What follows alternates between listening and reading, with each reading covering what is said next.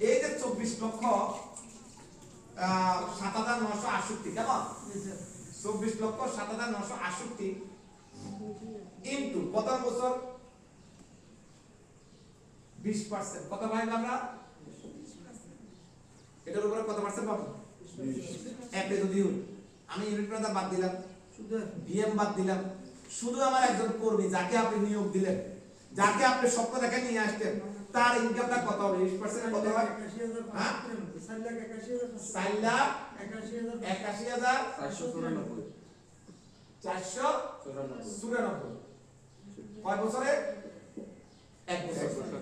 তার ইনকামটা কত দাঁড়ালো 4,81,494 আচ্ছা আমি যদি এটা মাসে পালাই ভাগ 12 আমি এক বছরে কামাইলাম 4,81,000 তাহলে আমার মাসে গড় মাসে কত করে পড়লো বেতন 40,132 বেতন পড়লো কত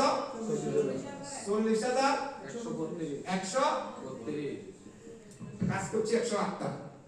বেতন পাইলাম এক বছরে কত 40,108 মাসে পাইলাম কত বছরে পাইলাম কত 4,81,494 এটা কি ভুল না সঠিক সঠিক